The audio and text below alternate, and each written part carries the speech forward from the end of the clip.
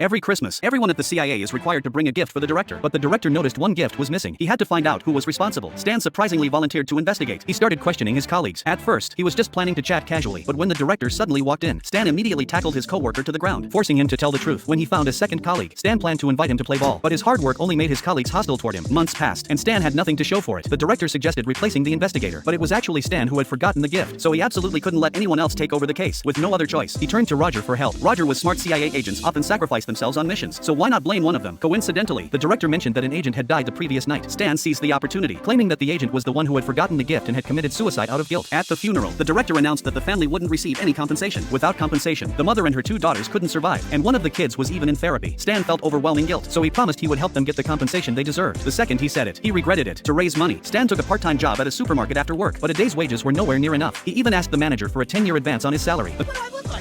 Manager's words gave Stan an idea. Maybe robbing a bank was the fastest way to make money. But when he arrived at the bank, he saw a sperm donation center and a blood donation center nearby. Robbing a bank was immoral, so he decided to donate sperm and blood every day until his body was completely drained. He couldn't keep this up forever, so he decided to confess to the director. Honesty was the only way to become a better person. Lies might help you escape for a moment, but not for a lifetime. The director told him to remember the gift next time and forgave him this once, but warned him not to make the same mistake this Christmas. It turned out a whole year had passed, and this time, he had forgotten the gift again.